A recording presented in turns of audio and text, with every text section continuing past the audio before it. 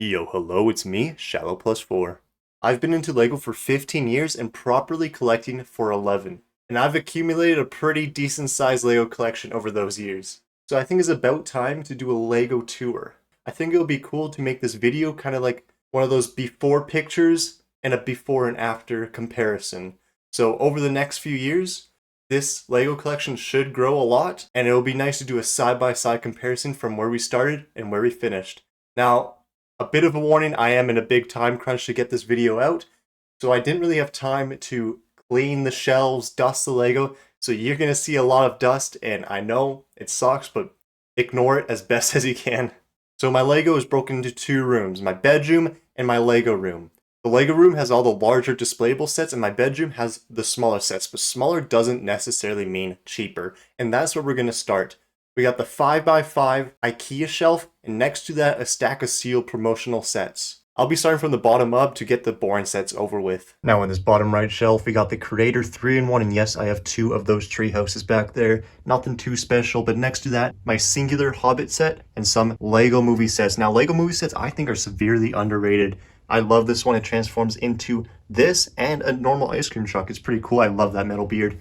Then next to that, some more Lego movie. We got Lord Business's Evil Lair and this actually pretty decent police chase. Honestly, not some bad sets at the bottom. Then we got my few DC sets. We got Superman, we got Bane in the back, we got the Penguin, and this Batman here. I got it for pretty cheap, and I'm pretty sure this minifigure is at least 15 bucks. And then next to that, we got our Marvel sets. Nothing too special, just a spider helicopter. Again, sorry for the dust. This Spider-Man, a pretty decently expensive minifigure. Not from a great set though, I will say. Then moving up, we got City Police sets. Now here are some of the earliest sets I've owned, dating back to like 2010, maybe even 2009. When I first got into Lego. Here's our miscellaneous shelf. It's a little jam-packed Speed Champion, a tow truck, a logging truck, a 3-in-1 airplane, a Technic airplane, a stunt plane, and then this Lego Master Builder set in the back.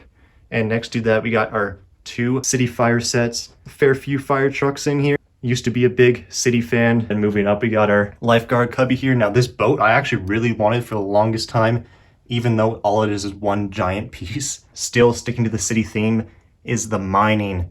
Now this mining set, again, one of those that I really wanted as a kid, finally got it. To me, this was a massive set. So many moving parts. I actually love this set. We got our CMFs, mainly from this Marvel series, Muppets, Lego Movie Series 10, 11, and 12. And then next to that, more city, we got this RC cargo train. Now, very memorable set to build. And then we got just some more airplanes. We got this passenger plane and two stunt planes. Now we get to some of the more exciting stuff up here. The Ghost and Phantom 2, a newer set, looks pretty clean if I do say so. Some original trilogy sets with Luke's land speeder, Obi-Wan's hut, and this desert skiff. Pretty old set there. And then next to that ATTE. You don't see a Commander Cody, you will see him later, but love this set so much. It looks so clean. Next to that, this battle pack with the box signed. If you want to know the backstory behind that, go check out my last video, building a Lego set in a concert. And then moving on, some more clones here. We got the Duel of Mandalore in the back, Old Republic battle pack with some Sith troopers,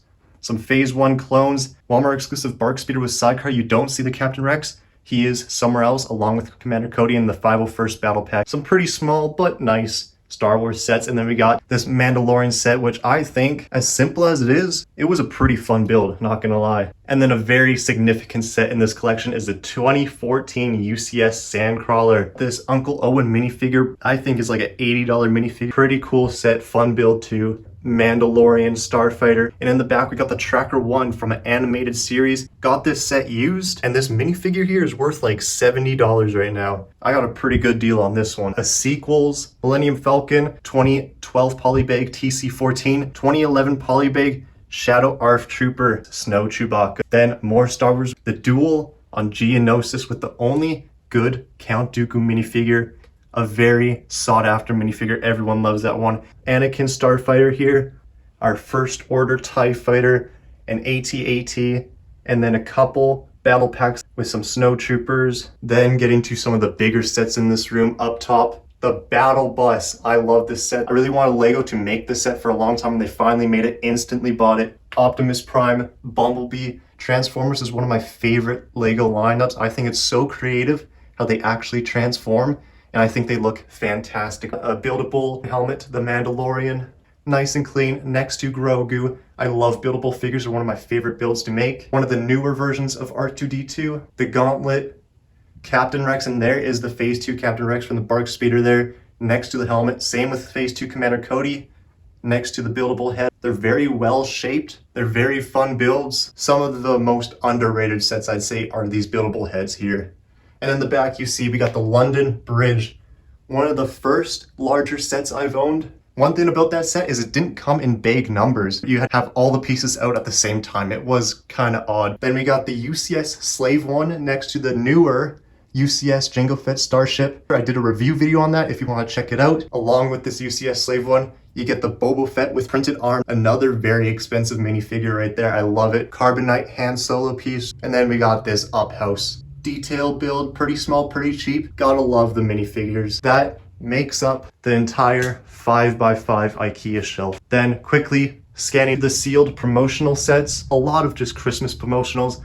I'd say the most notable ones here, the Death Star 2, and the most notable one is probably this Roman chariot. It was a gift with the Roman Colosseum. I'm pretty sure sealed, this is around 50 bucks right there. Before we move on to the Lego room, I do have two sealed sets here. I got the Fortnite Loot Llama still boxed and sealed, and I also got the bonsai tree. Now for the actual Lego room. I'm planning to do a Lego room transition real soon, so this thing would look even better in the coming days.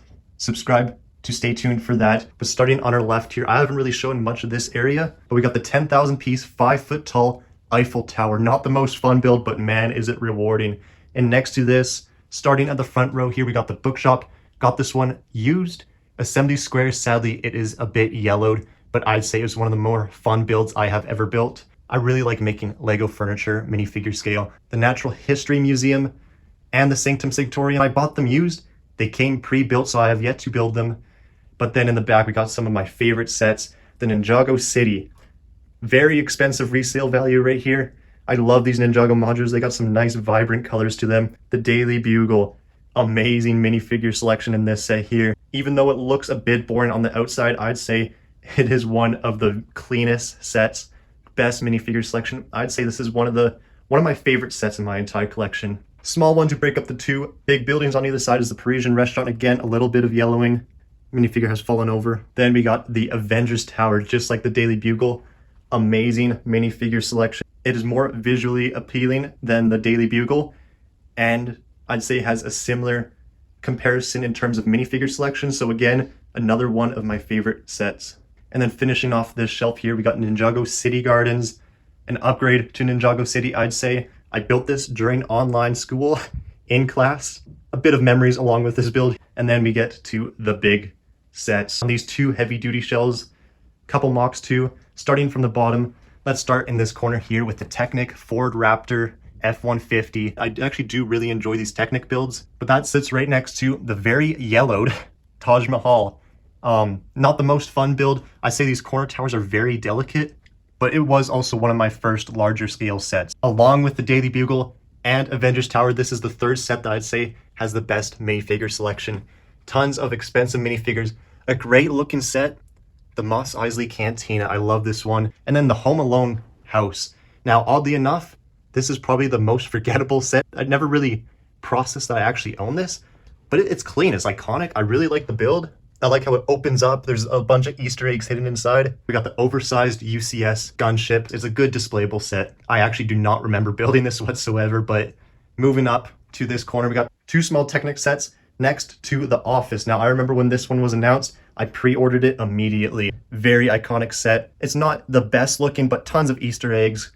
Love the minifigures. I'd say it's a pretty solid set. And then the Colosseum. The resale value on this thing has gone insane. Again, not the most fun build, but like, how can you hate this thing? I love the look of it. It is shoved tightly into those two shelves there, just like the Millennium Falcon. UCS Millennium Falcon, a bit sadly discolored. Since I'm so used to seeing it, I don't think anything of it until I actually take it out. I see the size of it and I see how great this set actually is.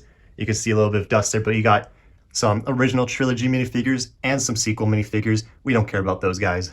Going from the UCS Millennium Falcon to a Technic Land Rover Defender, a bit of a jump, but I actually really like this set. I bought this one used. Came with a bunch of damaged pieces. I say it was still a good deal in the end. And then up here, we got my two stadiums. Manchester United, again, discolored, and the Barcelona Stadium. I'd say they are a pretty good display piece, especially the Barcelona Stadium. I really like the colors to it, all the flags in the back. And then the recently completed UCS Venator. Now, I did some live streams on this. We hit 500 subs during this live stream when I finished this up with the newer version of Captain Rex. Which one is better? Tell me, what do you think? And then behind this, we got one of my mocks, a 3,400 piece Lime Cordiale, Enough of the Sweet Talk album cover. And trust me, I didn't use any of those mosaic features. I did this out of my own creativity. And then we got the Disney Castle, again, one of the earlier, larger sets I built. I loved all the Easter eggs in the back. And then we got our brick head of myself. I also made a video of designing and building this thing here next to the Empire State Building. Now, as simple as this is and as small as it is, I'd say this is actually one of the more fun builds, oddly enough.